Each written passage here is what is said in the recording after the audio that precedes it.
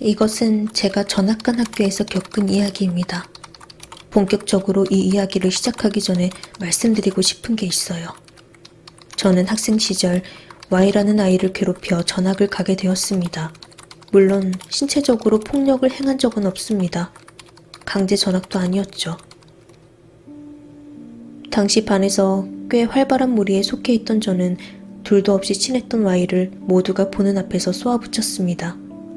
저는 싸움에서 이기기 위해 반 아이들에 대해 나눴던 흉을 모두의 앞에서 Y가 혼자 한 것처럼 밝혀버렸습니다. 그러자 모두가 그 아이를 싫어했고 어쩐지 저는 반에서 더욱 힘있는 위치가 되어버렸습니다. 저는 우쭐해져서 그 이후로도 계속 그 아이를 비난하는데 앞장섰습니다. 나중에는 학교에 Y에 대한 이상한 소문까지 돌게 되었어요. 아무래도 말이 와전되거나 아이들이 재미삼아 섞는 거짓말까지 보태죠. 그 소문이라는 것은 저도 완전히 파악하기 힘들 만큼 다양해졌습니다. 다른 반 아이들까지도 Y를 보면 수근거리거나 비난하기도 했고 어떤 아이들은 Y의 물건을 몰래 숨기거나 던지기도 했습니다. 초반에 Y는 해명을 하기도 하고 따지기도 하고 반항도 했습니다. 그러나 머지않아 멍하니 그 모든 비난과 무시를 견딜 뿐이었습니다. 이런 상황이 지속되자 결국 어른들이 모든 것을 알아버렸죠. 학교에서는 이 일에 대해 알아보겠다고 했습니다.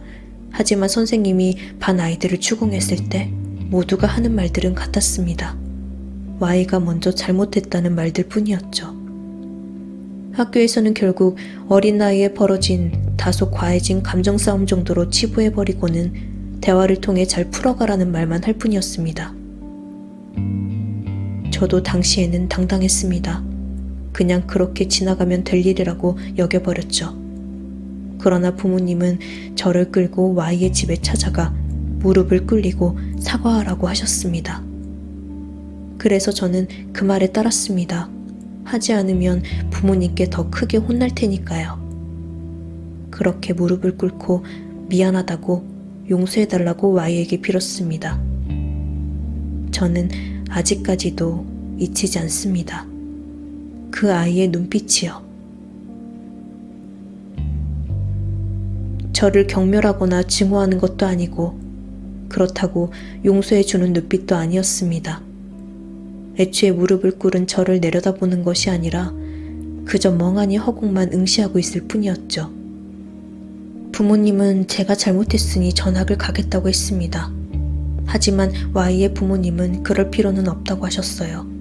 Y의 상태를 보아 당분간 학교에 나가긴 어렵다며 치료가 끝나면 전학 보낼 준비를 할 계획이라고 하셨습니다. 부모님은 금전적으로라도 보상해드리고 싶다고 하고는 Y에게 다시 한번 미안하다며 눈물을 흘리셨습니다. 그렇게 그날 이후 Y를 만나는 일은 없었습니다. 이제는 평화로운 일상만이 남았다고 생각했어요. 하지만 이 일 때문에 나의 학교 생활은 꽤나 외로워졌습니다. 다들 자신들의 잘못은 하나도 없는 것처럼 아무 일 없는 듯이 행동하고 싶어 했고 그래서 더욱 사건의 시작이었던 저에게 말을 걸지 않은 것입니다. 게다가 어머니께서 강사로 일하시던 학원에 학교 애들이 많이 다니다 보니 이 일에 대한 이야기가 전해져 더 이상 어머니께서 일하시기가 어려워졌습니다. 또한 동네에서 저에 대한 이야기들이 퍼져나가 주변의 시선도 따가웠습니다. 결국 아버지께서는 제가 졸업할 때까지만 어머니와 함께 거주지를 옮겨 전학가 있으라고 하셨습니다. 저에게 최신 휴대폰을 사주시면서 Y의 번호를 포함해 다른 친구들의 번호가 저장되어 있는 기존 휴대폰을 버리라고 하셨습니다. 저는 그 결정이 너무 좋았습니다. 과거를 모두 잊고 새로 시작하고 싶었거든요. 친했던 친구들과 연락이 끊기는 것은 상관없었습니다. 어차피 그 애들도 자신들에게 불똥이 튈까봐 저에게 말 한마디 걸지 않았으니까요. 미련 없이 휴대폰 전원을 꺼버리고 이사갈 짐 속에 처박아 버렸습니다.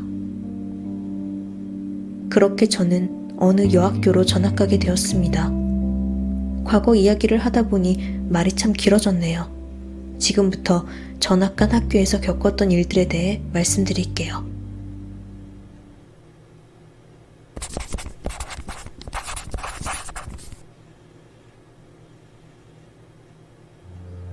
전학 첫날 나는 떨리는 마음으로 담임 선생님을 뵈었다. 차갑고 무뚝뚝한 말투로 바쁘게 움직이시는 선생님은 참 엄해 보이는 인상을 가지셨다. 그러나 의외로 선생님께서는 따뜻한 분인 것 같았다. 그 무뚝뚝한 얼굴로 주머니에서 사탕 몇 개를 꺼내 나에게 쥐어주셨으니 말이다. 친구 많이 사귀거라. 아, 감사합니다. 나는 그렇게 선생님을 따라 교실로 이동했다. 교실에 들어서자 시끌벅적했던 반 아이들의 소리가 한순간에 조용해졌다. 우리 반에 새로운 친구가 왔다. 다들 잘 대해줘라. 전학생, 간단하게 인사해라. 나는 밝은 미소를 지으며 인사했다. 안녕. 내 이름은 제이야. 앞으로 잘 부탁해. 박수 소리가 돌아올 줄 알았는데 이상하게도 반 아이들은 쥐죽은 듯 조용했다. 나는 아무래도 선생님이 무서운 분이라 애들이 눈치를 보고 있는 것이라는 생각이 들어 조금은 이해할 수 있었다. 저기 창가 쪽 맨 뒷자리가 비었으니 가서 앉아라. 선생님이 가리킨 자리를 보니 그 자리를 둘러싸고 예쁜 아이들 셋이 앉아있는 것이 보였다. 나는 뚝딱거리듯 자리를 향해 걸어갔다. 몇몇 아이들이 힐끔힐끔 고개를 돌려 나를 쳐다봤다. 그 시선이 조금 이상하게 느껴졌지만 나는 애써 모른 척하고 자리에 앉았다.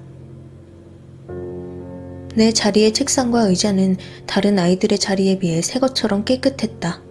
아무래도 내가 전학 오는 것에 대비해 새 것을 가져다 놓은 듯 했다. 그렇게 나는 새로운 학교, 새로운 책걸상에서 과거를 훌훌 털어버리겠다고 마음먹었다. 조금 있다가 선생님이 나가시면 새로운 친구들이 말을 걸어오겠지? 하지만 이후로 아무리 기다려도 아무도 나에게 말을 걸지 않았다. 다들 내 쪽을 향해 수근거리며 다가오지 않고 탐색할 뿐이었다. 나는 내 주변으로 둘러앉은 예쁜 아이들 셋에게 말을 걸어보려고 했지만 그 애들은 서로 친한지 쉬는 시간만 되면 자주 자리를 비워 놀러 나갔다. 결국 그렇게 어느 누구와 말 한 번 섞지 못한 채 집에 갈 시간이 되어버렸다. 시무룩한 상태로 집에 갈 준비를 하고 있는데 누군가 다가와 말을 걸었다. 예쁜 애들 셋 중 내 오른쪽 앞자리에 앉은 검은 긴 머리의 여자애가 말을 건 것이다. 안녕. 너 이름 제이라고 했지? 와, 너 피부 진짜 좋다. 뭐 바른 거면 나한테 추천 좀. 나는 반가운 마음에 급히 가방에서 내가 쓰는 것들을 꺼내 보여주었다. 이거. 나는 피부가 예민해서 이것만 쓰는데 순하고 진짜 좋아. 어디 거냐면. 그러자 내 옆자리에 단발머리의 여자애가 끼어들어 말했다. 야, 내가 저번에 추천한 거 안 써봤어? 내가 말한 게 최고라니까. 저거 별로야. 그러자 긴 머리의 친구는 노골적으로 인상을 찌푸렸다. 그때 내 앞자리에 쇼커트 머리의 여자애가 돌아보며 말했다. 네가 추천해준 게 별로니까 그러는 거지. 그러자 단발머리의 여자애가 어색하게 웃으며 말했다. 그래? 난 그런 줄 몰랐지. 나는 그 애가 무안해하는 것 같아 나서서 말했다. 네가 추천했다는 게 뭔데? 나도 다른 사람이 추천하는 거 써보고 싶은데. 그러자 그 애는 배시시 웃으며 이것저것 알려주기 시작했고 나머지 두 명도 나에게 하나둘씩 자신들이 쓰는 것을 보여주었다. 나는 선생님께서 지어주셨던 사탕이 생각나 주머니에서 꺼내 그 애들과 나눠 먹었다. 아, 맞다. 나 사탕 있는데 같이 먹자. 나는 그렇게 예쁜 아이들 셋과 사탕을 하나씩 입에 물고 친구가 되었다. 이 아이들을 지금부터 A, B, C라고 부르겠다. 나에게 처음 말을 걸어준 검은 긴 머리의 A는 우리 반에서, 아니 이제껏 살면서 본 또래들 중에 가장 미인이었다. 호리호리한 몸매에 적당한 키에 좋은 비율까지 갖춘 A는 연예인 지망생이라고 해도 믿을 정도로 예뻤다. 차갑고 도도한 성격에 목소리와 말투까지 분위기 있어 신비로운 이미지를 가지고 있었다. 소지품을 보면 집도 꽤나 잘 사는 편이라는 것을 알 수 있었고 성적까지 좋은 편이라 어디 하나 빠질 것 없이 완벽해 보이는 친구였다. 그래서인지 반 아이들은 A를 동경하면서도 감히 친해질 수 없는 대상으로 여기는 듯 했다. 그런 A가 먼저 다가와줬다는 것은 나에게 꽤나 자랑스러운 일이었다. A는 어느 누구보다도 나를 따뜻하게 대했고 학교에 적응할 수 있도록 지극정성으로 챙겨주었다. 나에게는 너무나 소중하고 고마운 존재였다. 쇼커트 머리의 B는 다소 중성적인 친구였다. 선이 굵고 뚜렷한 얼굴에 170이 훌쩍 넘는 큰 키를 가지고 있었다. 성격도 친한 우리에게는 털털하지만 다른 아이들에게는 쌀쌀맞고 위협적으로 말하는 친구였다. 한 번은 내 쪽을 돌아보며 속닥거리는 아이들의 책상을 걷어찬 적도 있었다. 뭐 이런 애가 다 있나 싶으면서도 든든한 내 편이 생긴 것 같아 기뻤다.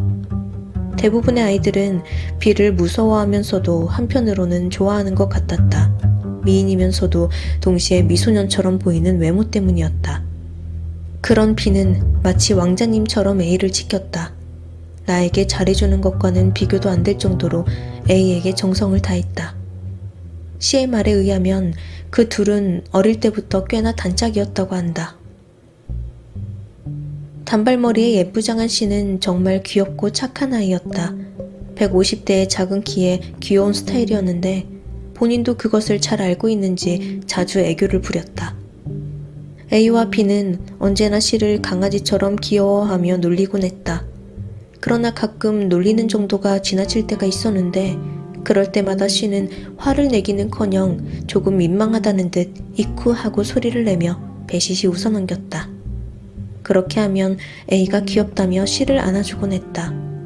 그렇게 착한 C는 나에게도 잘했지만 아주 가끔은 경계하는 느낌을 주기도 했다. 내가 하는 말을 다른 애들에 비해 묘하게 무시하거나 조금은 차별하는 느낌을 줄 때도 있었던 것이다. 어쩌면 자신이 받았던 사랑을 조금은 나에게 뺏겼다고 생각했을 수도 있다. 그래도 학교에서 대부분의 시간을 나의 팔짱을 끼고 조잘거렸고 그래서 나에게 C는 참 귀엽고 사랑스러운 존재였다. 그러던 어느 날 우리는 C의 집에서 주말을 보내게 되었다. C의 부모님께서 일이 생기셔서 친구들과 자도 된다고 허락하셨다는 것이다. 우리는 C의 부모님이 주신 용돈으로 맛있는 것을 사 먹고 관심 있던 드라마도 몰아보았다. 그렇게 잠이 올 때쯤 우리는 향초를 켜고 앉아 이야기하는 시간을 갖게 되었다. A는 이제까지 고백받았던 이야기를 하고 B는 체대에 가고 싶었지만 아버지가 반대했다는 얘기를 하기도 했다. C는 꾸벅꾸벅 졸면서도 그 둘이 하는 이야기에 반응해주고 있었다. 그렇게 이런저런 이야기들을 나누다가 나는 내가 전학 온 이유에 대해 털어놓기 시작했다. 이야기를 다 끝마치고 나니 애들이 묘한 표정으로 나를 쳐다보았다. 괜한 말을 했다 싶었다. 나를 학교폭력 가해자로 볼까봐 걱정되었던 것이다. 그래서 나는 적극적으로 말을 덧붙였다. 나 그렇다고 걔를 때리거나 하진 않았어. 그래서 강제 전학도 아니었고 그냥 사소한 말다툼 때문에 시작된 건 맞으니까 사과한 거야. 나는 걔가 병원에 갈 정도로 힘든지는 잘 몰랐거든. 사실 지금도 이해는 안 가. 누구나 다들 친구랑 한 번쯤 말싸움은 하잖아. 아무튼 결국에 걔가 전학 갔지만 나도 학교 다니기가 불편해져서 이 학교로 오게 된 거야. 너희들이 나한테 실망할까봐 너무 무섭다. 그래도 나 죄책감도 느끼고 있어. 앞으로 행동 조심하려고. 그러자 A가 못 참겠다는 듯 소리내 웃었다. 내가 당황한 표정을 짓자 A는 잠시 표정을 가다듬더니 말하기 시작했다. 제이야, 그게 죄책감 가질 만한 일이야? 네가 걔 돈을 뺏은 것도 아니고 그렇다고 때린 것도 아니잖아. 죄책감 가지지 마. 애초에 걔가 행동을 잘했으면 네가 오해란 걸 했겠어? 걔도 참 멍청하다. 얼마나 만만하면 그런 꼴을 당하냐? 이래서 멍청한 것들은 결국 따당하게 되어 있어. 요즘에는 별걸 다 부모님한테 고자질해서 민폐 주는 애들이 많단 말이지. 솔직히 어른들도 좀 이상해. 왜 이런 일이 생기면 사과부터 하래? 그럼 뭐 없던 일이 되는 거야? 그런 애들은 솔직히 너 아니었어도 다른 애들한테 똑같이 당했을 거야. 아무튼 멍청한 것들은 이래서 안 돼. 우리 씨를 봐. 멍청하지만 귀엽잖아. 실수해도 귀엽게 행동하면 괴롭힐 수가 없거든. 그치, 씨야? 조용히 듣고 있던 씨가 깜짝 놀라 대답했다. 그렇지. 근데 우리 제이도 참 그렇다. 뭐 그런 일로 아직까지 죄책감을 가지냐? 너도 참 멍청하지만 귀여워. 이흥.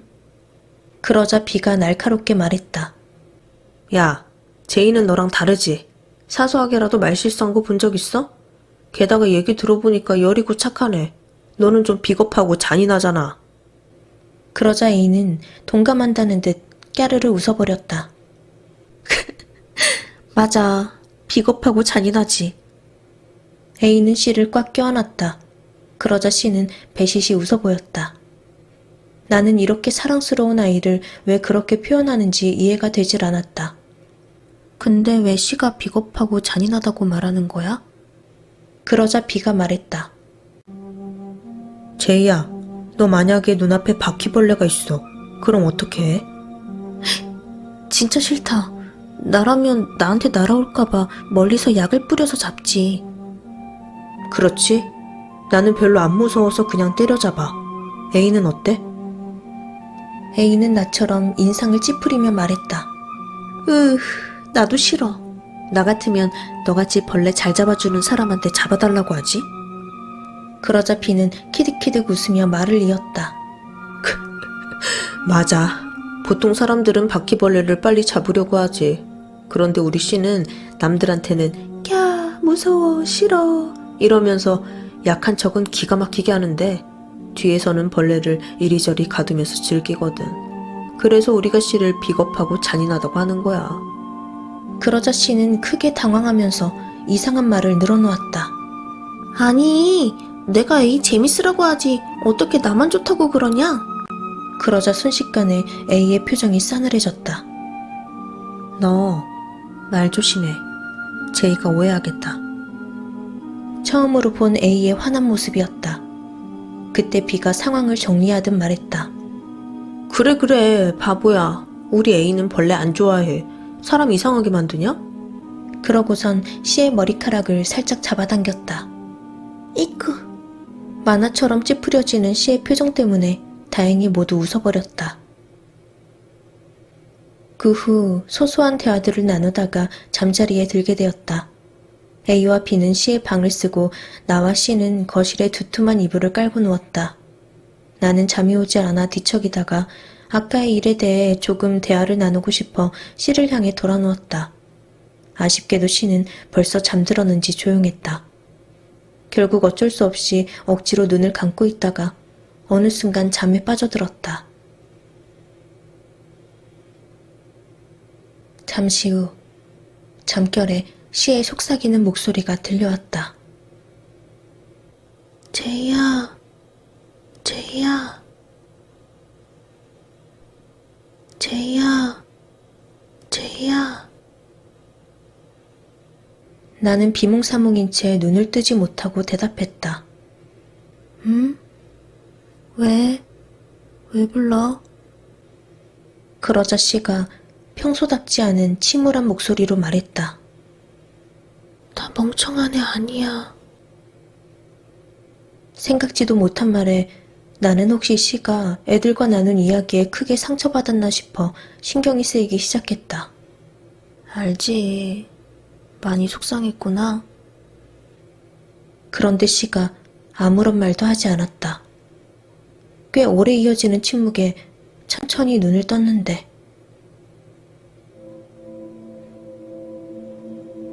C가 어둠 속에서 코앞에 얼굴을 들이밀고 있었다. 늦은 밤이라 어두워 잘 보이지 않는데 나를 빤히 쳐다보고 있는 것이 느껴졌다. 밀어내려고 하는데 몸이 움직이질 않았다. 말을 하려고 하는데 목소리도 나오지 않았다. C는 그런데 사정을 아는지 모르는지 눈 한 번 깜빡이지 않고 나에게 한참 시선을 고정했다. 그러더니 또다시 침울한 목소리로 말했다. 죽이고 싶어. 어떻게 할까? 당장이라도 무서운 일이 벌어질 것 같은 예감이 들었다. 그러자 씨가 다시 한번 반복해서 말했다. 죽이고 싶어. 어떻게 할까? 죽이고 싶어. 어떻게 할까? 그러더니 사람답지 않은 속도로 끝없이 되풀이하기 시작했다. 죽이고 싶어. 어떻게 할까? 죽이고 싶어. 어떻게 할까? 그렇게 한참을 반복하던 씨는 갑자기 머리가 터져버렸다. 나는 그대로 기절해버렸다.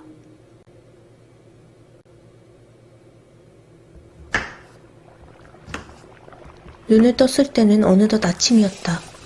애들이 라면을 끓이고 있었는지 시끌벅적한 소리와 함께 맛있는 냄새가 풍겨왔다. 아, 꿈이었구나.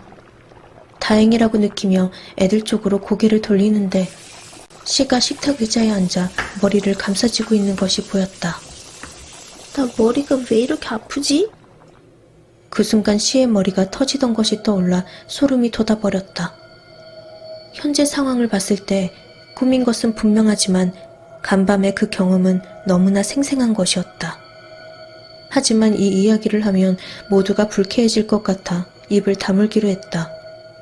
이후 우리는 씨의 집에서 저녁까지 놀다가 각자의 집으로 돌아갔다.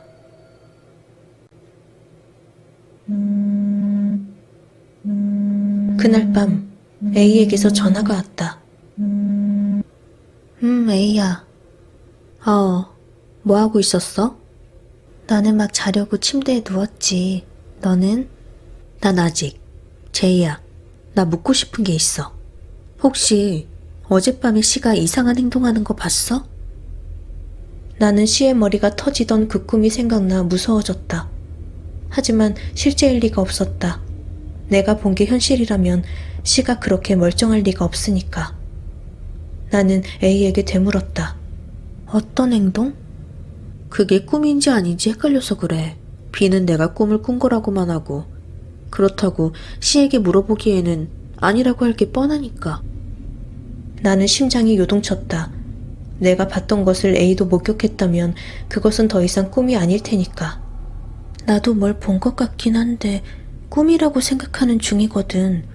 혹시 먼저 말해줄 수 있어? 그러자 A가 말했다. 그치? 나도 네가 C를 보고 있는 걸 봤어. 나는 깜짝 놀랐다. A가 그날 밤 C와 나를 지켜보고 있었던 것일까? 정말? 너도 본 거야? 그렇지만 이상한데? 아침에 보니까 C 상태가 멀쩡하던데? 내가 봤을 때 목류병이거나 아니면 일부러 모른 척 하는 것 같아. 나는 A의 말이 이상하게 들렸다. 어젯밤 C의 머리가 터지던 것과는 관련 없는 말을 하는 것 같았기 때문이다. 저기, 네가 봤다는 거 조금 더 자세히 말해줄 수 있을까? 나랑은 조금 다른 것 같아서. 그러자 A는 자신이 본 것에 대해 말해주기 시작했다. 내가 C의 방 침대에서 B랑 같이 잤잖아? 나는 잠이 안 와서 그냥 멍하니 눈 뜨고 있었거든. B는 폰게임하고 있었고.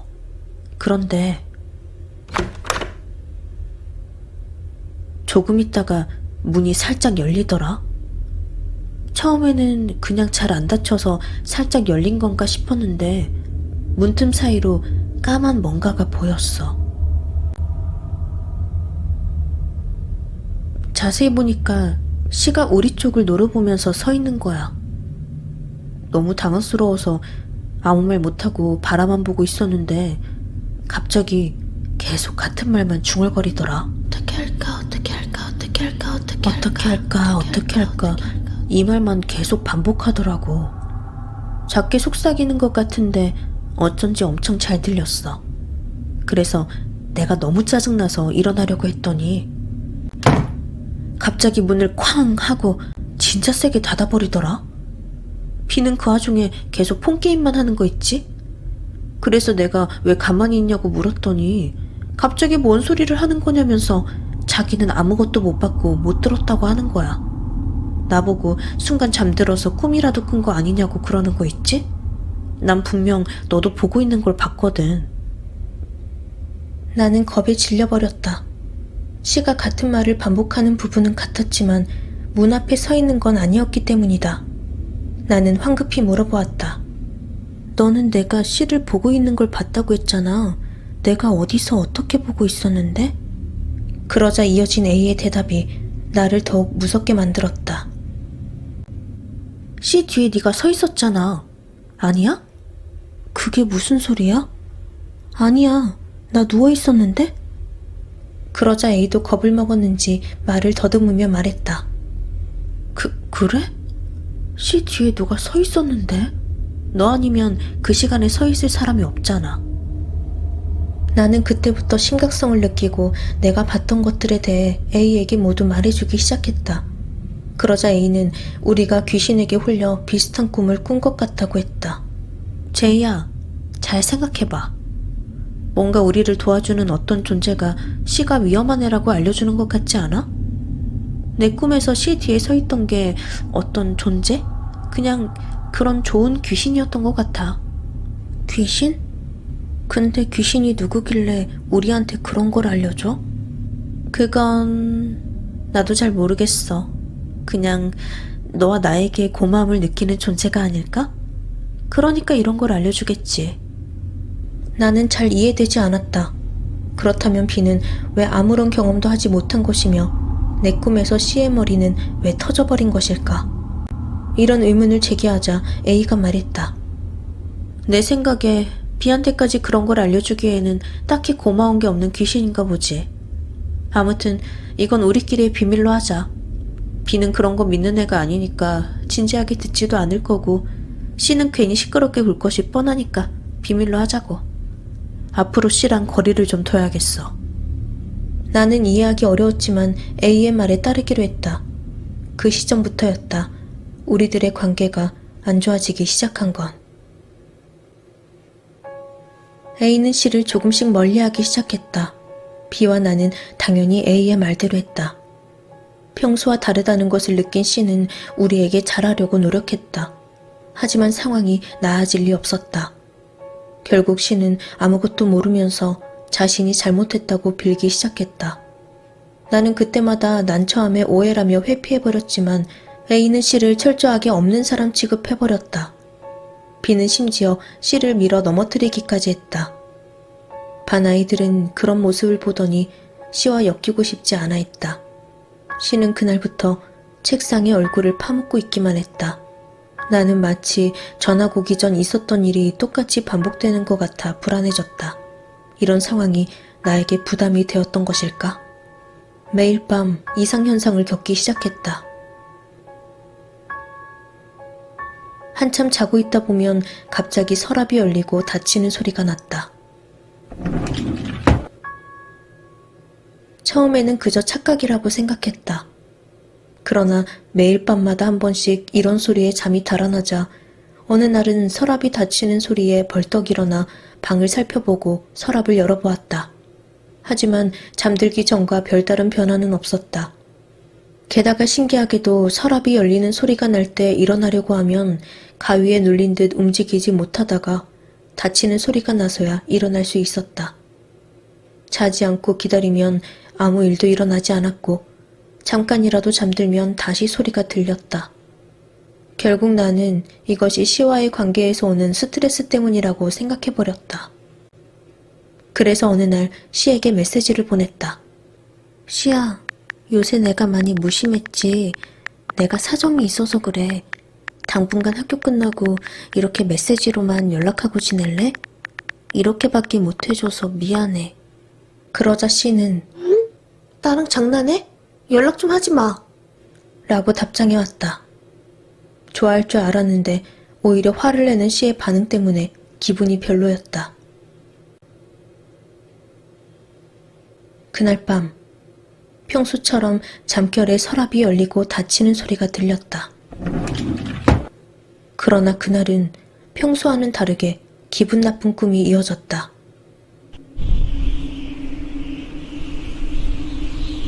내가 어느 건물 옥상에 올라가 아래를 내려다보는 것이었다. 어찌된 일인지 화나고 슬픈 감정에 휩싸여 당장이라도 떨어지고픈 충동이 들었다. 하지만 죽고 싶지 않았기에 어떻게든 이 꿈에서 벗어나야겠다는 생각으로 몸부림쳤다. 그렇게 한참을 노력한 끝에 꿈에서 깨어났다가 다시 아무 일 없었다는 듯 잠들 수 있었다.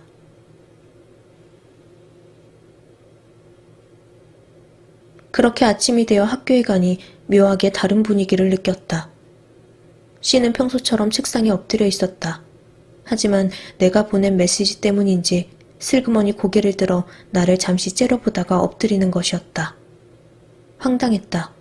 좋은 의도로 보낸 메시지에 그렇게 반응하는 C를 보고 앞으로 잘해줄 필요는 없겠다는 생각이 들었다. C는 그렇다 치더라도 A도 이상했다. 어쩐지 싸늘한 표정으로 나와 눈도 마주치지 않는 것이었다. B는 뭔가 알고 있는지 말없이 나를 가만히 쳐다볼 뿐이었다. 혹시 C가 내가 뒤에서 따로 연락하자고 한 말을 전하기라도 했나? 나는 눈치를 보며 A와 B에게 말을 걸었다. 얘들아, 오늘 날씨 되게 좋다. 그치? 둘은 아무 말도 하지 않았다. 얘들아, 무슨 일 있어? A는 혹시 어디 아픈 거야?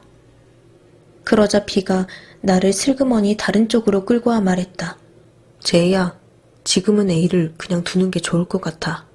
기분이 안 좋아서 그런 것 같은데 조금 있으면 나아지겠지. 왜 기분이 안 좋은데? 혹시 나 때문이야? 아니야. 네가 잘못한 거 없어. 그냥 잠시 기분이 안 좋은 것 같아. 가능하면 너도 말 걸지 말고 일단 지켜보는 게 어때? 그래줄 수 있어? 그런 거라면 알겠어. 기다릴게. 나는 그 말을 믿고 A에게 굳이 말을 걸지 않았다. 점심시간이 되자 B의 말처럼 A는 평소처럼 나에게 말을 걸어왔다. 다행이었다. A와의 관계가 틀어진다면 C처럼 될 것이 뻔했으니까. 그날 밤도 애들과의 관계에서 스트레스를 받아서인지 몰라도 또다시 서랍이 열리고 닫히는 소리가 들리더니 또다시 옥상에 올라가는 그 꿈을 꾸게 되었다. 이미 어떤 꿈인지 알고 있었기에 옥상으로 향하는 계단부터 올라가지 않으려 애를 썼다. 그러나 누군가에게 끌려가듯 계단을 올라가고야 말았다. 결국 옥상 난간에 올라가 아래를 내려다보았다. 또다시 격한 감정과 함께 떨어지고픈 충동이 들었지만 간신히 몸부림쳐서 꿈에서 깨어나게 되었다. 그리고 또다시 아무 일 없었다는 듯 다시 잠들었다. 그리고 다음날 아침 학교에 갔더니 A가 또다시 싸늘한 표정으로 시선조차 주지 않았다. 결국 B가 나서서 A의 기분을 풀어주었기에 또다시 사이좋게 하루를 잘 보낼 수 있었지만 나는 점점 A와의 관계에서 불안함을 느끼기 시작했다. 그 이후로도 이러한 패턴은 매일 반복되기 시작했다. 밤이 되면 서랍 소리와 함께 그 악몽을 꾸고 다음 날이면 A와의 관계가 위태로웠다. 꿈은 항상 같은 내용이 반복될 뿐이었지만 A는 급속도로 나에게 싸늘해져 갔다. C처럼 버려질지도 모른다는 불안감이 그런 악몽을 계속 꾸게 만드는 것 같다는 생각을 했다. 어느덧 A는 나에게 아무런 말도 걸지 않게 되었다. 나는 긴 기다림에 지쳐 참지 못하고 A에게 말했다. A야, 나 진짜 섭섭해. 기분이 안 좋더라도 B한테 하는 정도로만 날 대해주면 좋잖아. 혹시 나한테 실망한 거라도 있어? 말해주면 내가 노력할게. 그러나 A는 아무런 말도 하지 않았다. 학교 끝나고 오랜만에 셋이 쇼핑이나 하러 갈래? 내가 맛있는 것도 사줄게. 응? 그럼 기분 풀릴 거야. 그러자 A가 B의 귀에 대고 무언가 속닥거렸다. 그러자 B가 내 어깨를 치며 막아섰다. 야, 너 눈치도 없냐? A가 그 정도로 힘든 일 있으니까 그런 거겠지. 게다가 나도 기다려달라고 부탁하지 않았어? 너 꼭 그렇게 말을 걸어야 했냐? 순식간에 반 아이들의 시선이 이쪽으로 꽂혔다. 미안. 그럼 나중에 놀자. 그러자 B는 차갑게 쏘아붙였다. 아니, 너 그럴 필요 없어. 그냥 앞으로 계속 나랑 A한테 말 걸지 마. 사실 전부터 느낀 건데 너 눈치도 없고 우리랑 좀 안 맞는 것 같아. 그냥 씨랑 놀아. 심장이 쿵 내려앉았다. 반 아이들이 수군거리기 시작했다. 시선이 느껴져 씨 쪽을 쳐다보자 씨는 마치 고소하다는 듯 나를 향해 입꼬리를 씩 올리더니 다시 책상에 얼굴을 파묻어 버렸다.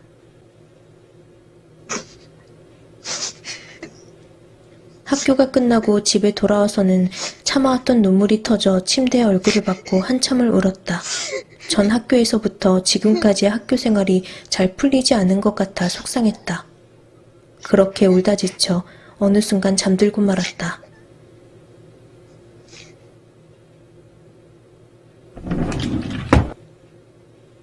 한참 후 어김없이 서랍이 열리고 닫히는 소리가 들려왔다. 그리고 또다시 옥상으로 향하는 꿈이 시작되었다. 이번에는 나도 저절로 움직이는 발걸음에 나를 맡겨버렸다. 어느덧 옥상 난간에 올라가 아래를 내려다보았다. 오늘은 뛰어내리고 싶다는 충동만 들었다. 어차피 꿈인데 뭐 어때? 나는 눈을 꼭 감고 힘차게 뛰어올랐다.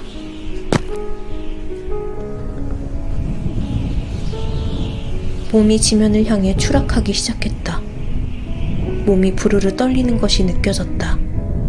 곧 이 꿈에서 깨어나겠지? 이상하게도 앞으로 이 꿈을 꾸지 않을 것 같다는 강렬한 느낌이 들어 마음이 편안해졌다. 그렇게 지면에 부딪히려는 순간 갑자기 누군가의 비명소리가 들렸다. 그리고 묵직하게 지면에 부딪히는 소리와 함께 짧고 강렬한 통증이 순식간에 느껴졌다.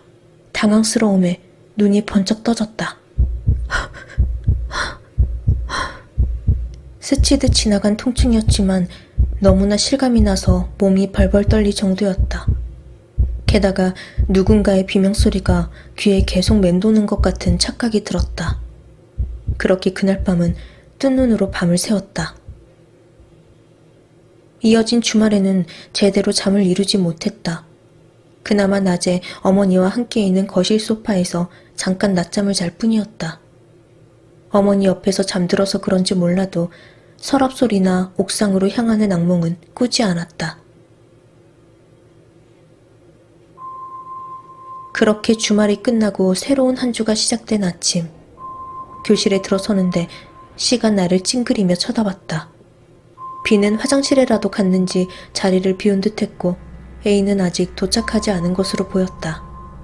반 아이들을 쭉 둘러보는데 지난번 모두의 앞에서 B가 나를 몰아세운 탓인지 다들 내가 자신들에게 말을 걸까봐 피하는 눈치였다. 그때 갑자기 뒤에서 누군가 나의 어깨를 강하게 낚아챘다. B였다. B는 어쩐지 차가운 표정을 하고 있었다. 너...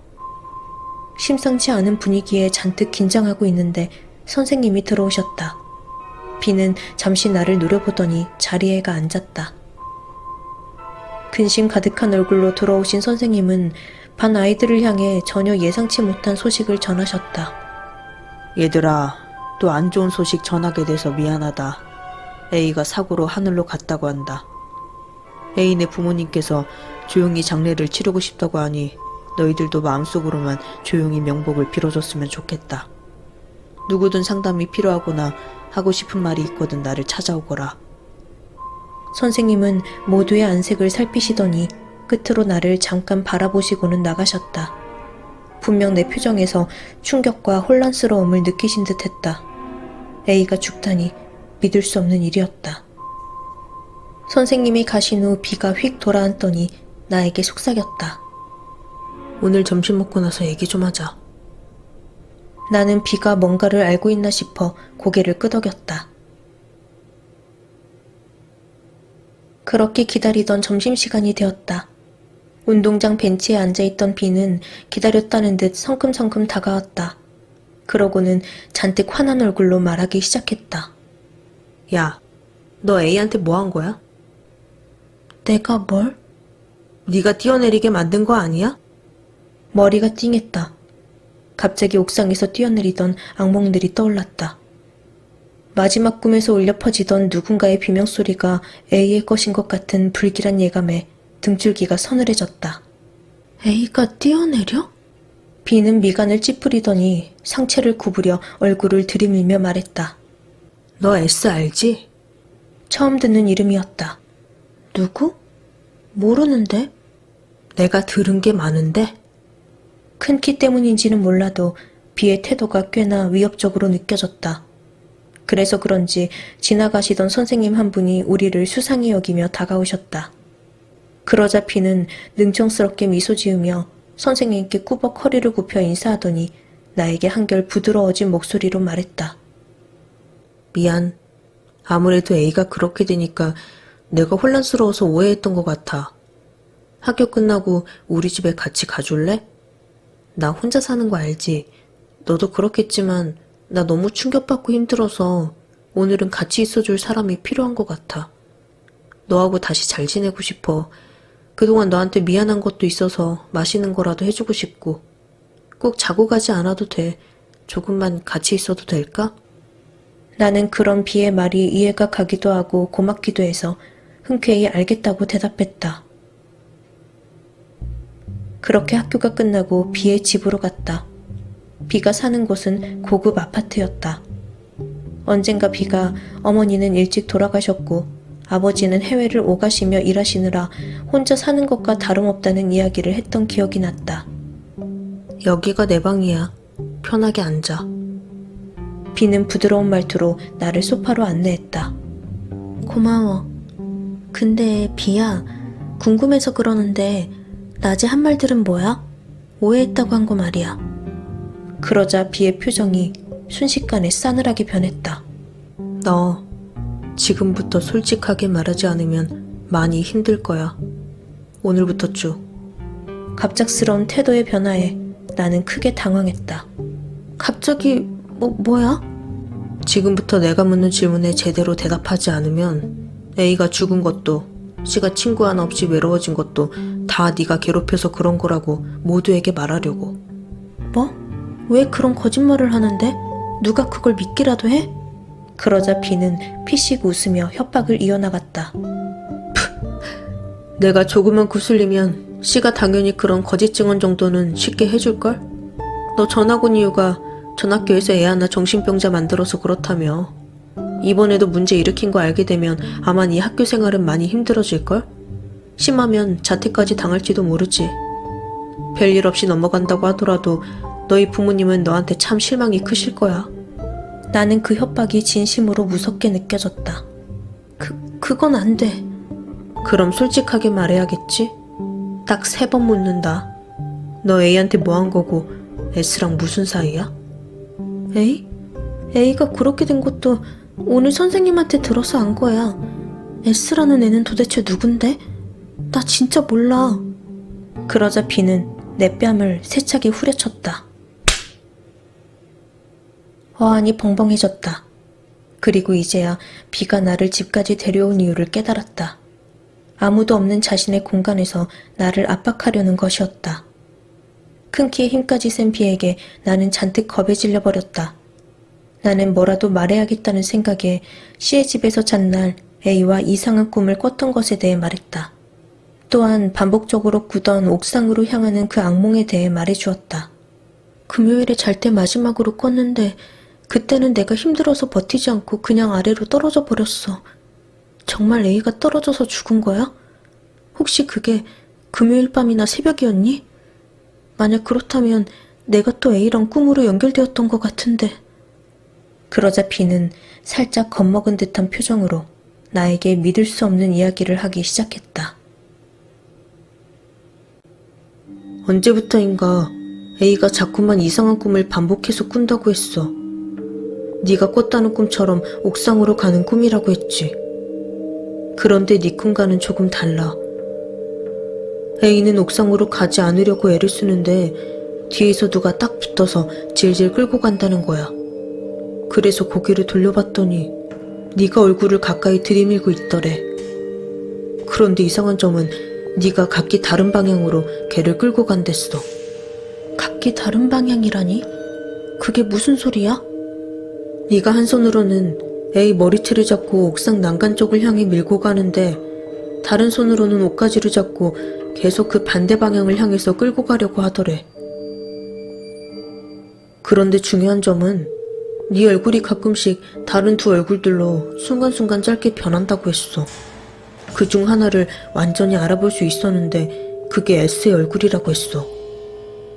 처음에는 A도 그저 꿈이라고 여겼는데 이게 계속 하루도 빠짐없이 반복되다 보니까 무서워하기 시작했고 결국 너를 떼어달라고 부탁하더라. 나는 이게 꿈일 뿐이라고 생각했지만 나한테는 A가 소중하니까 너를 떼어냈어. 그런데 주말에 A네 어머님한테서 연락이 왔는데 A가 금요일 밤을 마지막으로 자기네 건물 옥상에서 세상을 떠났다는 거야. 네 말 따라 네가 A한테 뭘 한 게 아니라 그저 꿈으로 여러 번 연결되었다고 치더라도 그렇게 된 데에는 이유가 있지 않겠어? B는 다시 나를 노려보며 물었다. 나는 그 이유가 S 때문이라고 생각해. 그래서 너한테 묻는 거야. 너 S랑 무슨 사이니? 네가 모른다는 건 말이 안 돼. 나 증거까지 있거든. 그 증거라는 게 뭔데? B는 또다시 내 뺨을 후려쳤다. 눈앞이 핑 돌았다. 이번이 마지막으로 묻는 거야. 잘 판단해. 너 S랑 무슨 사이야? 내가 증거 관련해서 힌트 하나 줄게. 나 C한테 들은 얘기가 있어. 그 말에 나는 C가 나를 모함했다는 생각이 들어 더욱 억울해져 울먹이며 말했다. 나 진짜 몰라. 그리고 C한테 뭘 들어? 그러자 B는 미간을 잔뜩 찡그리더니 결국 나를 향해 다시 한번 손을 치켜 올렸다. 나는 눈을 질끈 감아버렸다.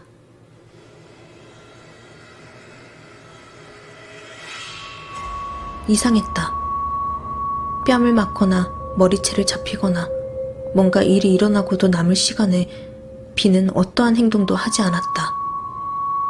나는 이상함을 느끼고 살며시 눈을 떠보았다. 눈을 떠보니 B가 충격적인 것이라도 본 것처럼 눈을 부릅뜨고 있었다. 손은 치켜 올린 그 상태 그대로 누가 일시정지라도 해놓은 것처럼 멈춰 있었다. 게다가 더 이상한 점은 내가 아닌 내 왼쪽 어깨 위로 시선을 두고 있는 것이었다. 나는 자동으로 B의 시선을 따라 왼쪽으로 고개를 돌렸다. 그리고 그것을 보고야 말았다. 뒤통수였다. 누군가 내 왼쪽 어깨 위로 얼굴을 빼꼼히 내밀고 있다가 내가 고개를 돌리자 나와 같은 방향으로 고개를 돌리는 모습이 순간적으로 보였다. 그렇게 멈춰있는 누군가의 뒤통수는 한 부분이 피범벅으로 일그러져 있었다. 무언가에 강하게 부딪힌 것처럼. 그렇게 그것은 가만히 멈춰있더니 내 쪽을 향해 조금씩 고개를 돌리기 시작했다. 그러자 그것의 두피가 무너져 내리는 소리가 들려왔다. 나는 넋을 놓고 보고 있다가 이것과 눈이 마주치면 안 될 것 같은 느낌에 죽을 힘을 다해 정면으로 고개를 돌렸다. 그 짧은 사이 그것도 나를 따라 머리를 정면으로 휙 돌리는 모습이 얼핏 보였다. B는 그것의 얼굴을 또다시 목격하자 힘없이 주저앉아 버렸다. 우리는 한동안 아무 말도 하지 못한 채 바닥만 보고 있다가 약속이라도 한 듯 서로의 손을 잡고 집에서 빠져나왔다.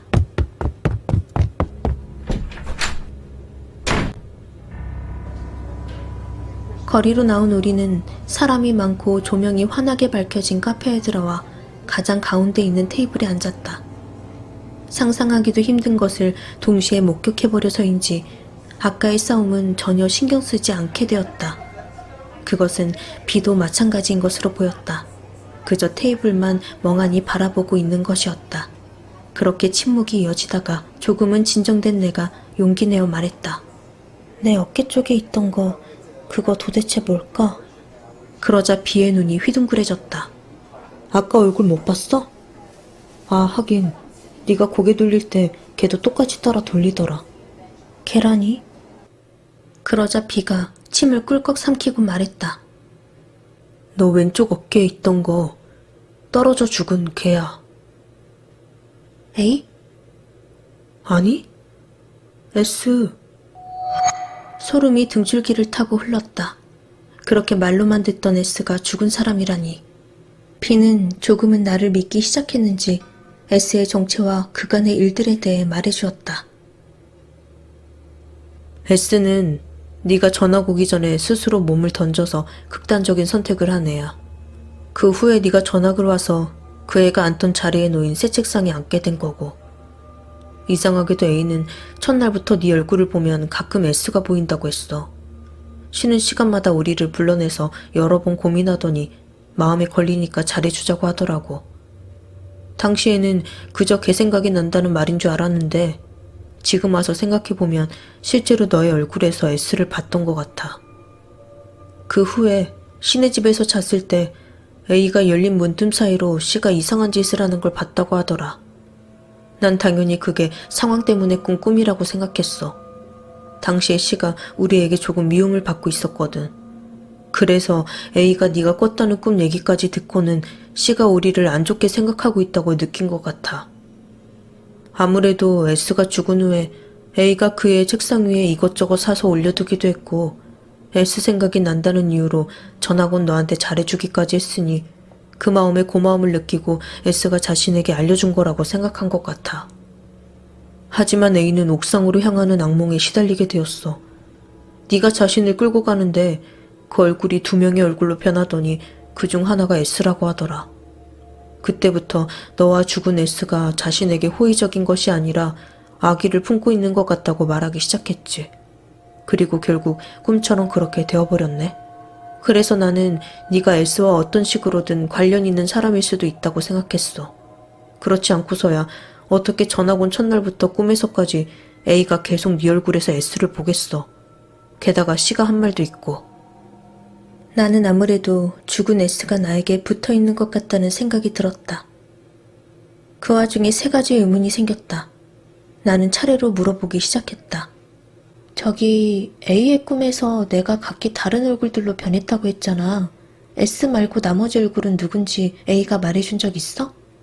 낯선 얼굴 하나가 보였다는 거 말고는 딱히 없어. 그것 때문에도 걔가 긴가민가 하더라고. 그냥 걔 꿈인지 의미가 있는 꿈인지. 그래? 하긴 꿈에서 모르는 사람을 볼 때도 있는 거니까. 그럼 아까 C가 말해줬다는 건 뭐야? 그러자 B가 기다렸다는 듯 말하기 시작했다.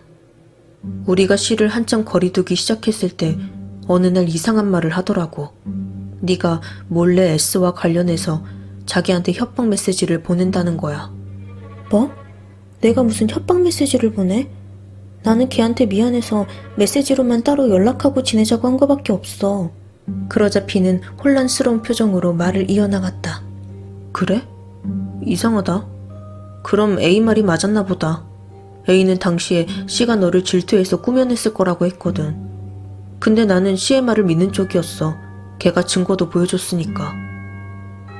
B는 휴대폰을 꺼내 사진 몇 장을 보여주었다. 그것은 C가 B에게 보낸 어떤 메시지 화면이었다. 거기에는 누군가가 계정 프로필 이름을 내 이름으로 해두고 C에게 매일 한 번씩 보낸 메시지들이 있었다. 그 내용은 대부분 똑같은 문장을 반복하고 있었다. 죽이고 싶어, 어떻게 할까? 라는 내용이었다. 그 와중에 C가 말을 걸거나 욕을 하기도 하는 등 여러모로 답장한 것들이 보였지만 그 누군가는 계속 같은 메시지만 보낼 뿐이었다. 그러다가 C가 너 S 알아? 라고 보낸 부분이 눈에 띄었다. 그러자 평소와는 달리 이응을 여러 번 답장한 것이 보였다. 그러고는 또 다음 날부터 죽이고 싶어 어떻게 할까라는 같은 내용만 꾸준히 보낸 것으로 되어 있었다. B는 이런 사진들을 보여주며 내 표정을 살피는 듯 했다. 아무래도 아직까지 나를 조금 의심하는 모양이었다. 나는 말없이 내 휴대폰을 꺼내 기꺼이 B에게 건네주었다. 그러자 B는 내 의도를 알아차렸는지 스스로 이것저것 확인해 보더니 그제야 내 말을 완전히 믿어주었다. C가 정말로 꾸며낸 건가 보네. 아, 얘가 평소에도 치밀하긴 한데 이 정도일 줄은 몰랐다. 그럼 C가 내가 싫어서 그런 거라면 S라는 애랑은 도대체 무슨 상관이라고 그 이름을 언급하는 거야? 나는 이때다 싶어 생각해뒀던 마지막 질문을 했다. 너희들 S랑 무슨 사이였어? 그러자 B는 잠시 침묵하더니 입을 열기 시작했다. 사실 S는 우리 때문에 죽었을지도 몰라. S는 좀 음침한 구석이 있는 애였어. 네가 앉는 맨 뒷자리에서 친구 하나 없이 창밖을 보거나 잠을 자거나 이상한 책이나 들여다보는, 눈에 띄지 않으면서도 자세히 보면 별나 보이는 그런 애였지. 우리가 그의 주변에 앉았던 이유는 반 애들 중에서 가장 조용하기도 했고 군말 없이 여러모로 시키는 대로 하는, 아니 그냥 트러블 없이 잘 지낼 수 있는 애라서 그랬던 거야. 그런데 어느 날 A가 새로 산 휴대폰을 떨어뜨렸는데 걔가 그걸 제대로 밟고 말았어. 거기까지도 그럭저럭 괜찮았는데 걔가 그걸 주워서 입김을 불어가며 소매로 닦더라고. 그 모습에서 A는 마치 바퀴벌레라도 보는 것처럼 걔를 끔찍해 하더라. 그러고는 나와 C한테 S한테 더 큰 관심을 주자고 했어. 관심을 주자는 게 뭐야? 우리끼리 하는 말이야. A가 주는 관심은 그리 좋지 못한 거거든. 정확히 말하자면 A가 싫어하는 애를 나와 C가 괴롭히는 거야. 왜? 왜 그렇게까지 걔 말을 따르는데? A는 우리 반에서 여왕 같은 애였어. 부자고 공부도 잘하고 예쁘고, 특히나 우리 학교에서 제일 유명한 3학년의 땡땡땡 언니가 A랑 많이 친하거든. 그래서 A가 누구 하나 싫어하게 되면 결과적으로 반 아이들도 동참하거나 방관해버려. 잘못하다가 그 언니한테 찍힐 수도 있으니까. 근데 나와 C가 꼭 그런 이유만으로 A를 따랐던 건 아니야. C는 권력 같은 게 생겨서 좋아했던 거고, 나 같은 경우에는 원래 A랑 어렸을 때부터 친했기도 했고, 아무튼 우리는 각자의 방식대로 A의 말에 따랐어. C는 상대를 굉장히 나쁜 사람처럼 만드는 재주가 있었어. 반 아이들 앞에서는 누구보다 귀엽고 착한 이미지였는데 상황을 묘하게 만들어서 상대가 가해자이고 자신이 피해자인 것처럼 보이게 만들었지. 그리고 항상 따로 가입한 SNS 계정을 사용해서 상대에게 마치 친구가 장난치는 것 같으면서도 기분 나쁠 만한 말들을 보냈거든. 심지어 문제가 될 것 같으면 상대방의 휴대폰으로 자신에게 심한 내용의 메시지를 보내서 마치 자신이 괴롭힘을 당하고 있는 것처럼 꾸미기도 했어. 그래서 아까 우리가 본 C가 보여준 메시지 화면도 A는 진작에 C가 꾸며낸 거라고 생각했었어. 그렇구나. 그럼 S를 괴롭힐 때도 그렇게 한 거야? 당연하지. C는 언제나 그런 방식으로 사람을 괴롭혔어. 그럼 S가 휴대폰을 꺼버리거나 안 가져오면 고장났다고 할 수도 있잖아. 그렇게 하면 평소보다 더 맞는 거지. 맞는다고? 누구한테? B는 잠시 망설이더니 결심한 듯 입을 열었다. 때리는 건 나야. 이해되지 않을 거야. 누구 명령으로 남을 때린다는 게. 근데 그럴 수밖에 없었어. 나는 순간 울컥하고 화가 치밀었다. B에게 뺨을 맞아서 그런 것일 수도 있지만 나조차도 알 수 없는 격한 감정이 올라오기 시작했다. 그럴 수밖에 없었다고? 그냥 안 하면 되는 거잖아. 너 A한테 뭐 약점이라도 잡혔어? 그러자 B는 고개를 푹 숙이더니 눈물을 뚝뚝 흘리며 말했다. 나 오랫동안 A를 좋아했었어. 친구로서가 아니라. 무슨 말인지 알아? 나 이런 거 A 외에 다른 사람한테 말하는 거 처음이야. 비밀 지켜줄 수 있어? 그럼 그간에 있었던 일 말해줄게. 나는 마지못해 고개를 끄덕였다. 그러자 B가 자신의 이야기를 늘어놓기 시작했다. 어릴 때부터 나는 쭉 A가 좋았어.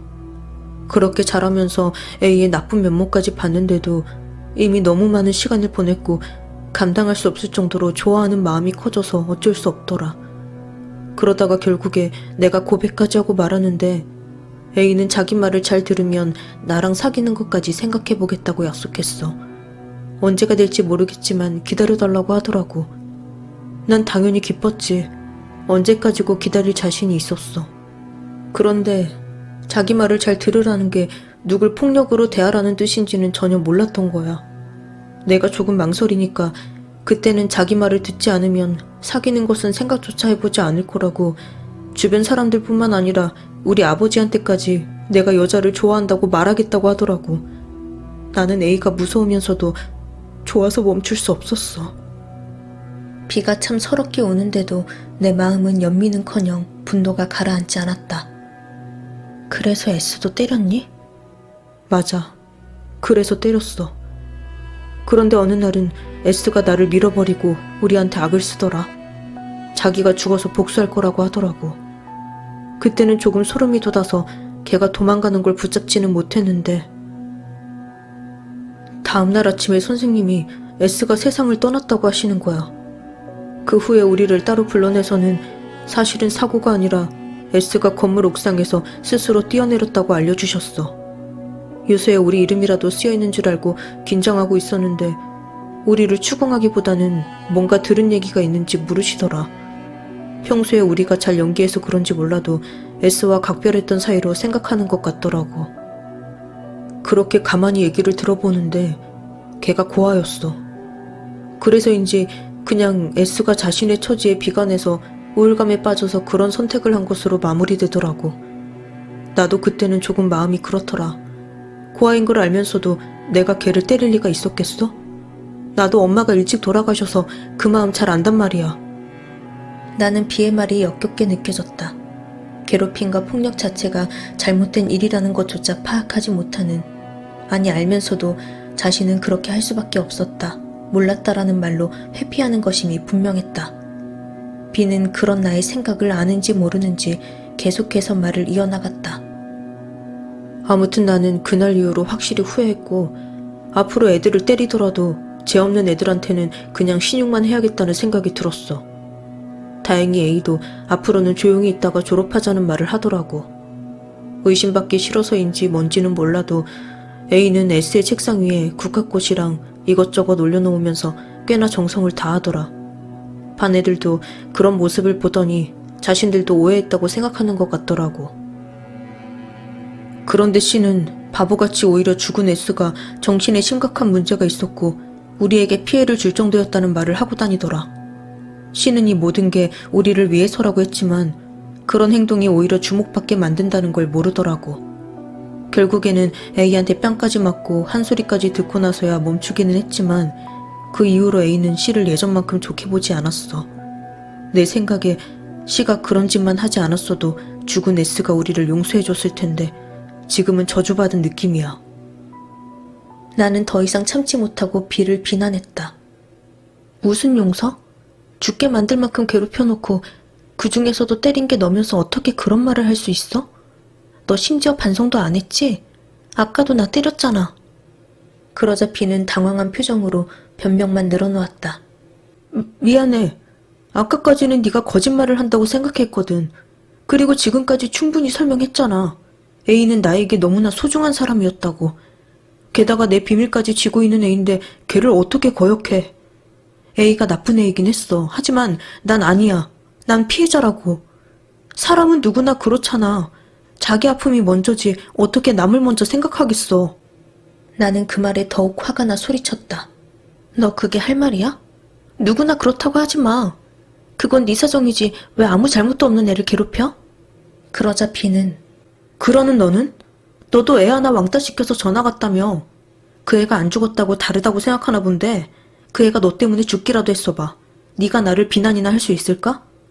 정신과 치료까지 받게 할 정도로 괴롭힌 네가 할 말은 아닌 것 같은데?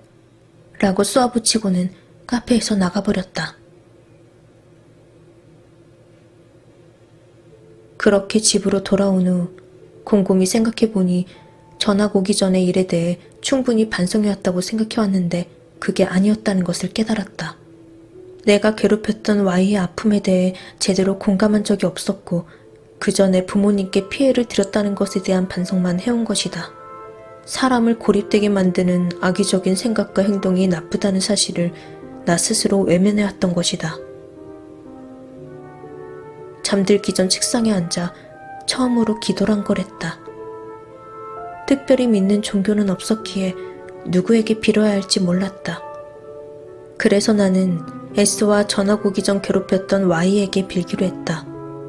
S는 죽고 Y는 살아있지만 두 친구 모두에게 닿기를 바라며 소리내어 기도하기 시작했다. S야, 내가 조금 더 빨리 전화 갔다면 아마도 우리가 친구가 되었을지도 모르겠어. 네가 참 외롭고 슬프고 화나고 많이 힘들었을 것 같아. 내가 너를 이해한다고 말하기도 미안한 일이지만 나는 네가 참 아프게 느껴져. 지금 있는 그곳에서 편안했으면 좋겠어. 그리고 Y야, 내 꿈에서라도 내 진심이 들렸으면 좋겠어. 아니, 불편하다면 그냥 들리지 않는 게 좋을지도 모르겠네. 내가 너에게 한 지난 일들 진심으로 미안해. 무조건 내 잘못이야. 감히 용서해달란 말은 하지 않을 거야. 앞으로 쭉 반성하고 후회하며 살게. 내가 조만간 너에게 진심을 전하고 싶은데 그게 맞는 걸까? 나 자신이 정말 밉고 역겨워서 견딜 수가 없다. 내가 왜 그랬을까? 정말 미안해. 신이 계신다면 S가 그곳에서 편히 쉬고 Y의 앞으로의 나날들이 행복할 수 있도록 해주세요. 제발. 그렇게 기도를 마치고 잠자리에 눕자 이상하게도 걷잡을 수 없는 감정에 휩싸여 눈물이 흘렀다. 그렇게 베개를 잔뜩 적시고서야 어느 순간 잠들게 되었다. 이상하게도 그날 이후로 서랍소리나 옥상으로 향하는 악몽 따위는 꾸지 않게 되었다.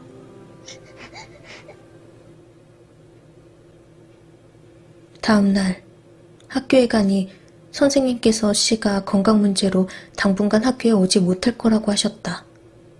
비는 잠이라도 설쳤는지 퀭한 눈으로 멍하니 앉아있을 뿐이었다. 나는 비에게 다가가 말했다. 내가 생각해봤는데 나 전에 학교에서 괴롭힌 애한테 정말 잘못했다는 생각이 들더라. 그래서 나 용기 내서 내 잘못을 전하려고 마음먹었어. 너는 어쩔 셈이야? 그러자 비의 눈이 휘둥그레졌다. 내가 뭐 모두에게 걔 괴롭혔다고 고백이라도 해야 되는 거야? 그래, 그것도 방법이라면 방법이겠지. 근데 우선 진심으로 네가 잘못했다고 느끼는 게 우선이지 않을까? 그러자 비가 한숨을 푹 쉬며 대답했다. 야, 안 그래도 어젯밤에 걔가 계속 꿈에 나오고 가위에 눌려서 나 한숨도 못 잤어. 그래서 살려달라고 그렇게 빌었는데 전혀 소용없던데? 나는 이기적인 생각과 그것을 거침없이 표현하는 비의 모습을 보고는 할 말을 잃어버렸다.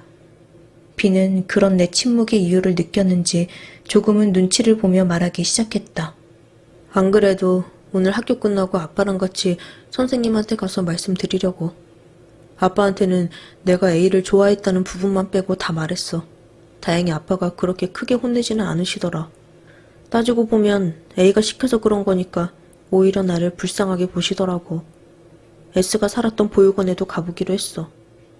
나는 그 말을 듣고 마지막으로 진심 어린 조언을 했다. 그렇구나. 근데 내가 해줄 수 있는 말은 이거 하나뿐인 것 같아. 진심으로 S에게 미안한 감정을 가졌으면 좋겠어. 이게 내가 말할 수 있는 전부인 것 같아. 그날 이후 비는 나에게 자신이 한 것들에 대해 보고하듯 설명하기 시작했다. 학교, 보육원, 경찰서에 차례로 찾아가 잘못을 고하고 S가 안치되어 있는 납골당에 찾아가 명복을 빌어주었다는 등 자신이 무엇을 했고 어떤 잘못을 했고 얼마나 후회 중인지를 매일 말하곤 했다.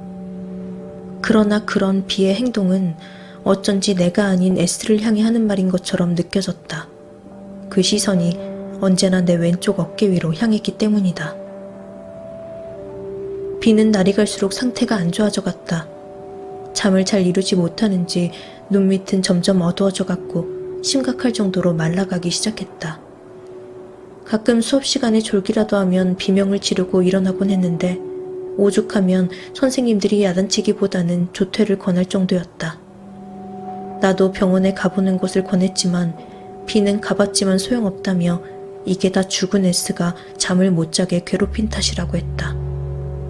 나는 다시 한번 S에게 진심으로 사죄하는 마음을 가지라고 했지만 B는 이미 충분히 그러고 있다며 죽은 S가 너무한 것 같다고 불평했다. 나는 그 말이 답답하게 느껴졌다. 사죄가 충분하다고 하는 건 피해자만이 할 수 있는 말 아닌가. 용서를 해주는 건 S의 몫인데 그걸 왜 너무하다고 표현하는 걸까? 어쩌면 용서받기에 너무 늦어버린 것이라는 생각이 들었다. 그런 날들이 지속되는 중 C가 결국 건강 문제로 자퇴했다는 소식을 듣게 되었다. 나는 학교가 끝난 후 C의 집에 찾아가 보았다. 누구니? 저번에 자고 갔던 친구 제이인데요. 자퇴했다길래 걱정돼서 와봤어요. 혹시 만나볼 수 있을까요? 아이고, 그래. 마침 물어볼 게 있었는데 잘 됐구나. C의 어머님이 나오셨다. 들어와서 앉으렴. 네, 감사합니다. 안으로 들어가니 전에 놀러왔을 때와는 다르게 집안 분위기가 많이 어두워져 있었다. 예전에는 조명이 밝고 집안에서 좋은 향기가 났었는데 지금은 어둡고 어딘가에서 좋지 못한 냄새가 났다. 그때 어머님이 음료를 가져오시면서 C에 대한 이야기를 하기 시작하셨다. 우리 C가 날이 갈수록 말이 없어지더니 이제는 자기 방에만 있으려고 한단다. A가 세상을 떠나서 충격받아서 그런 줄 알았는데 물어보면 A랑은 친구가 아니라고 하더라고. C가 A랑 친하지 않았니? 나는 조금 곤란했지만 솔직하게 대답해드리기로 했다. 네, 친하긴 했었는데 중간에 사이가 멀어져서 C가 외로웠을 거예요. 저도 당시에는 C하고 거리를 뒀어요. C가 무슨 잘못을 한 건 아니고요. 그냥 안 좋은 꿈을 꿨는데 거기에 C가 나와서 제가 조금 무서웠거든요. 그런데 A랑 B도 C랑 놀지 않으려고 하니까 제가 애들 눈치 보는 것도 있어서 더 외면했던 것 같아요. 죄송해요. 그러자 어머님은 내 어깨를 토닥여 주셨다. 그래도 이렇게 솔직하게 말해주고 찾아와 주기까지 해서 고맙다. 아, 어쩐지 뭔가 이상하다 싶었는데 친구 관계 때문에 그런 거였구나. 사실은 얼마 전에 B랑 그의 아버지가 찾아와서 A가 B와 우리 C한테 S라는 애를 괴롭히라고 시켰다고 하더구나. 그래서 그 애가 견디다 못해 스스로 죽었다고 하던데. 맞니? 나는 이것 또한 솔직하게 대답해드렸다. 저도 B한테 똑같이 들었어요. 그러자 어머님께서는 한숨을 푹 내쉬시고는 말씀하셨다. 그렇구나. 그런데 아줌마는 그 말이 믿기 힘들어.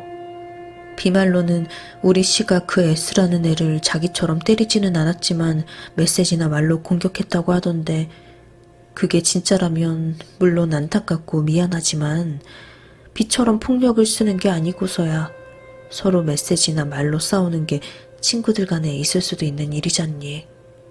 그리고 B가 S라는 애를 때리고 있을 때 우리 약한 C가 무슨 용기가 있다고 그 애와 맞설 수 있었겠어. 솔직히 아줌마는 A랑 B가 우리 C에게 압박을 줘서 그랬을 거라고 생각해. 나는 그런 어머님의 말에 아무 말도 할 수 없었다. 증거라도 있지 않고서야 C가 S를 괴롭히긴 했는지, 괴롭혔다면 그 방식이 어떠했는지 알기 어려운 건 사실이었기 때문이다. 담임 선생님이 오셨을 때도 내가 물어봤었는데 우리 C 상태를 보셔서 그런지 말없이 앉아있다가 가시더라. 증거도 없으면서 다들 왜 그렇게 애를 힘들게 하는지. 매일 밤 우리 C를 위해서 기도하는데도 상태가 자꾸만 나빠지는구나. 혹시 A, B가 우리 C를 괴롭히거나 한 걸 본 적 있니? 어머님은 그렇게 물으시면서 눈에 눈물이 그렁그렁 고여 있으셨다.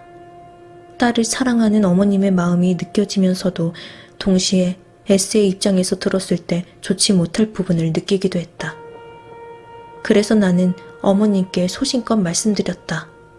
정말 죄송해요. 제가 정확하게 알고 있는 게 없어서 드릴 말씀이 없어요.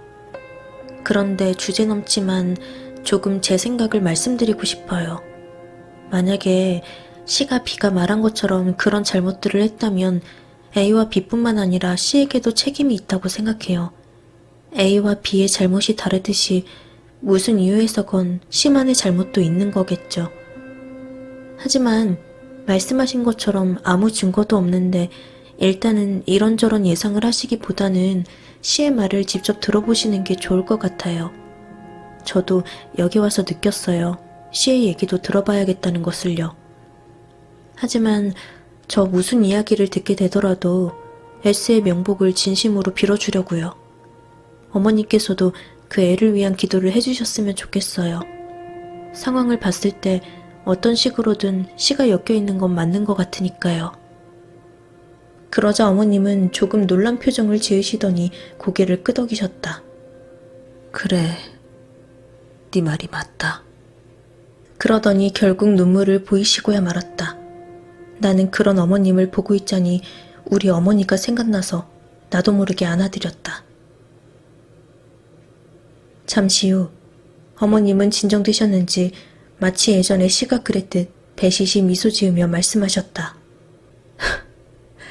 아이고, 이 아줌마가 어린 학생한테 배우네.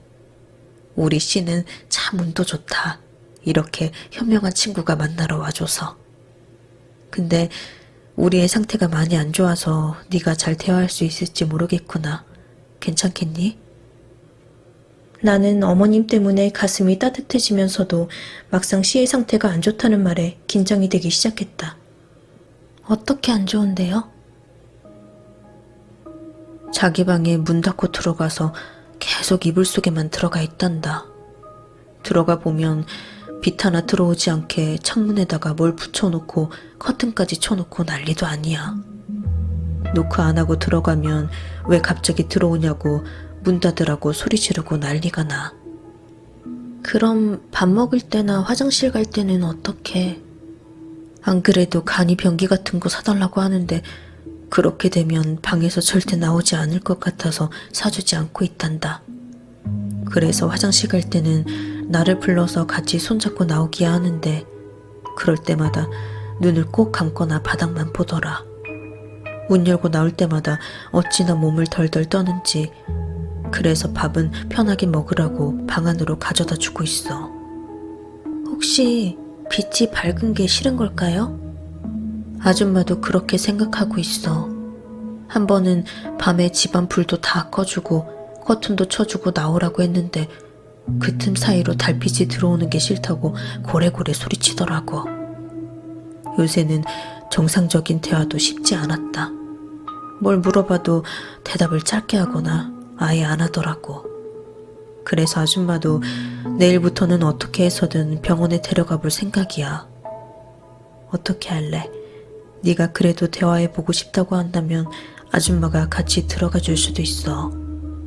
나는 조금 겁이 났지만 이대로 집에 가버리면 앞으로 C를 영영 만나지 못할 것 같다는 나쁜 예감이 들었다. 게다가 C에 대한 것은 B에게 전해 들은 것이 전부이기에 조금이라도 C가 하는 말들을 듣고 싶었다. 나는 결심했다. 저 보고 갈래요. 나는 어머님을 따라 C의 방문 앞으로 다가갔다. 문 앞에 서자 나쁜 냄새가 더욱 강하게 풍겨왔다. 나도 모르게 찡그리며 코를 막았더니 어머님이 놀라 물으셨다. 왜 그러니? 제가 비염이 심해서 코가 간지러워서요. 그래, 고생이 심하겠구나. 어머님은 나쁜 냄새를 맡지 못하시는 듯 했다. 어쩌면 이런 생활이 익숙해지셔서 그런 것이겠지만 이 정도 냄새에 익숙해질 수 있는 것인지 의문이 들었다. 그때 어머님이 방문에 노크를 하셨다. 안에선 아무 소리도 들리지 않았다. 들어가도 되니? 제이가 왔어. 역시 아무런 대답이 없었다. 자니? 엄마 먼저 들어간다. 어머님은 조용히 방문을 열고 들어가셨다.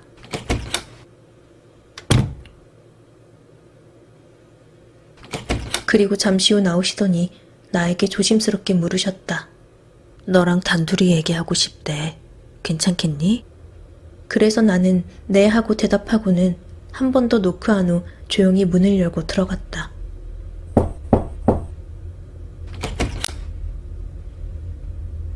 방 안은 너무나 어두웠다. 전에 왔을 때 봤던 밝고 예쁜 방이 아니었다. 창문은 빛이 들어오지 못하게 씨가 책을 찢어 몇 겹씩 붙인 것으로 보였다. 무엇보다도 쾌쾌한 냄새가 심각하게 풍겨왔다. 너무 어두워서 잘 보이지 않았으나 그나마 문틈 사이로 들어오는 거실빛 때문에 씨를 찾아낼 수 있었다.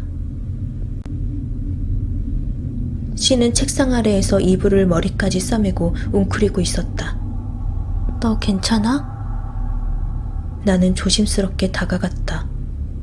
이상하게도 씨에게 가까이 갈수록 그 악취가 옅어지는 듯 했다. 그렇게 최대한 가까이 다가가자 갑자기 씨가 이불 밖으로 손을 쑥 내밀어 어딘가를 가리켰다. 나는 씨가 가리킨 방향을 향해 시선을 돌려보았다. 씨가 가리킨 방향은 내가 들어온 문 쪽이었다. 거기에는 아무것도 없었다. 그저 닫힌 문틈 사이로 새어나오는 빛과 그에 대비되는 칠흑 같은 어둠만이 눈에 들어올 뿐이었다.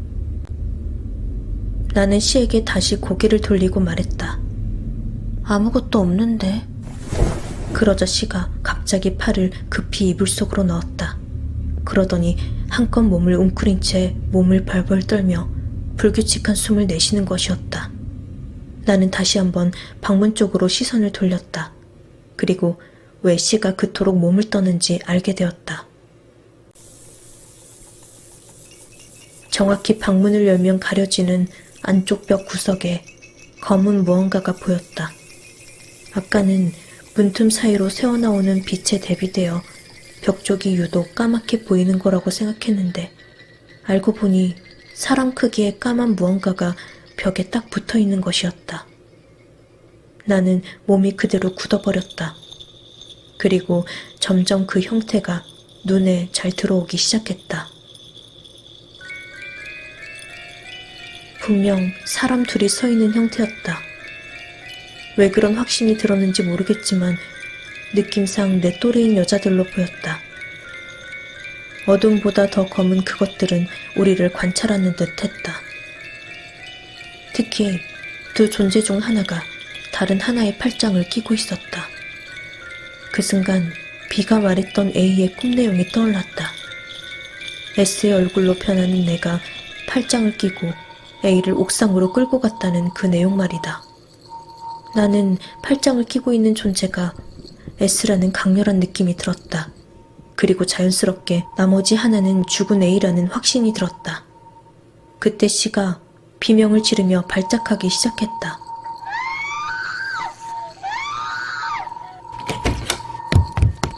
그 소리에 어머님이 벌컥 문을 열고 뛰어들어오셨다. 아무리 말려도 C는 좀처럼 진정하지 못했다. 그런데 비명을 지르고 몸부림치는 와중에도 C의 두 눈만은 검은 그들을 향해 고정되어 있었다. 나는 홀린 듯 문 쪽을 향해 다시 한번 시선을 돌렸다.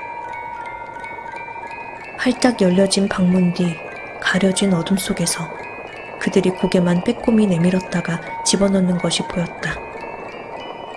나는 넋이 나간 채로 멍하니 있다가 어머님의 도와달라는 말에 정신을 차릴 수 있었다. 그 후 여러 번의 시도 끝에 C를 진정시키고 침대에 눕혔다. 그러자 C는 눈을 감은 채 조용히 말했다. 잘못했어. S야, 미안해. 미안해. 엄마, 거실이 너무 밝아.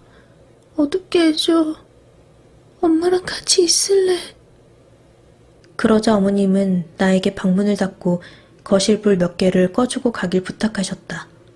나는 그렇게 해드리고 가기 위해 꾸벅 인사하며 문 쪽을 향해 몸을 돌렸다. 어쩐지 문을 통과해야 하는 것이 두렵게 느껴졌다. 또다시 그들을 볼 것만 같아 두려웠기 때문이다. 그동안 C가 방을 어둡게 하고 방문 밖으로 나가는 것을 어려워했던 것이 문 쪽에서 지켜보는 그들을 두려워해서인 것 같았다. 그런 생각을 하며 문을 향해 다가가는데 다가갈수록 점점 그 악취가 다시 심해져 가는 것이 느껴졌다. 나는 최대한 빨리 그 구간을 빠져나와 문을 닫았다. 신기하게도 문에서 멀어질수록 악취도 옅어져 갔다. 아무래도 그들은 계속 그 자리에 서 있는 듯 했다. 나는 재빨리 거실 조명 몇 개를 끄고 도망치듯 그 집에서 빠져나왔다. 집에 도착한 후 나는 내가 괴롭혔던 Y에게 지금 당장 진심을 전해야겠다는 생각이 들었다. 죽은 후에도 자신을 괴롭힌 애들을 찾아가는 S를 보면서 내 안에 온갖 생각과 감정들이 휘몰아쳤던 것이다. 두려움도 크지만 그보다는 S에게 연민과 안타까움을 느꼈다. 살아생전 얼마나 힘들었으면 스스로 죽음을 선택하고 죽어서도 얼마나 억울했으면 편히 눈을 감지 못하고 그들을 찾아가는 것일까. 같은 비극이 일어나기 전에 나는 서둘러 Y에게 연락하기로 했다. 나는 전학 오기 전에 쓰던 휴대폰을 꺼내기 위해 잡동사니를 넣어둔 서랍 쪽으로 다가갔다. 전에 쓰던 휴대폰에 Y의 번호가 저장되어 있기 때문이다. 그렇게 서랍을 열었는데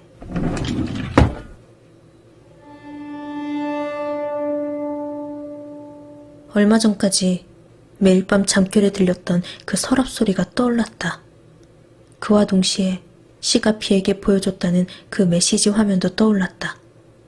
나는 불안한 예감에 옛 휴대폰을 꺼내 서둘러 전원을 켰다.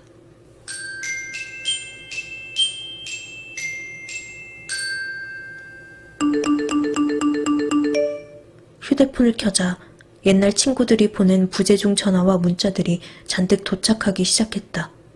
그러나 나는 그것들을 무시하고 씨가 비에게 보여줬다는 해당 메신저 앱을 먼저 열어보았다. 앱을 열자 그동안 열어보지 못한 사람들의 메시지가 잔뜩 와 있었다. 그런데 채팅 목록 맨 윗줄에 알 수 없는 계정으로부터 온 미리 보기된 메시지 한 줄이 눈에 들어왔다. 너무나도 익숙한 프로필 사진과 내용. 그것은 내가 잘못했어 살려줘 라는 씨로부터 온 메시지였다. 씨는 바로 어젯밤을 포함해 매일 밤 나에게 내가 잘못했어 살려줘 라는 내용을 반복적으로 보낸 것으로 보였다. 나는 채팅 기록을 예전 날짜로 쭉 올려보았다. 그리고 역시나 누군가가 이 휴대폰으로 매일 밤 씨에게 메시지들을 보낸 기록이 있었다. 죽이고 싶어 어떻게 할까? 죽이고 싶어 어떻게 할까? 씨가 비에게 보여줬다는 그 메시지 화면은 씨가 꾸며낸 것이 아니라 실제로 나의 예전 계정으로부터 받은 메시지였다. 기록을 보니 내가 서랍 소리를 듣던 즈음부터 첫 메시지가 시작되었고 옥상으로 향하는 악몽을 마지막으로 꾸었던 날을 끝으로 더 이상 전달된 것이 없는 것으로 보였다. 그것이 A가 죽은 시점으로부터 마지막이게 된 것인지 아니면 월요일에 비와 그런 사건을 겪고 난 후 그날 밤 기도 끝에 멈춘 것인지는 몰라도 상황상 내가 S에게 빙의되어 메시지들을 보낸 것처럼 보였다. 그리고 어느 순간부터 C가 혼자서 끈질기게 내가 잘못했어 살려줘라고 매일같이 메시지들을 보낸 것이다. 그렇게 멍하니 화면을 보고 있는데 또다시 메시지가 왔다. 읽었네? C가 이 세 글자만을 지금 이 순간에 보낸 것이었다. 또 S를 목격하고 메시지를 보내려고 했던 건지 혹은 자신이 보낸 메시지들을 읽기만을 기다리고 있었는지 몰라도 C가 생각하는 대상이 나인지 S인지 헷갈려 아무 대답도 할 수 없었다. 심지어 C가 S에게 빙의되어 나에게 보냈을 수도 있다는 상상까지 들자 더욱 미칠 노릇이었다. 나는 이 계정을 서둘러 지우기로 했다. 하지만 혹시 Y에게 이 앱으로 연락이라도 와 있을지 모르는 일이고 혹여나 다른 사람에게 중요한 연락이라도 와 있을까 싶어 아직 확인하지 않은 메시지들을 열어보기 시작했다. 대부분 내가 전학 간 지 얼마 되지 않은 날짜에 도착한 것들이 잔뜩 쌓여 있었다. 그들은 모두 같은 소식을 전하고 있었다. Y가 죽었대. 스스로 몸을 던져서.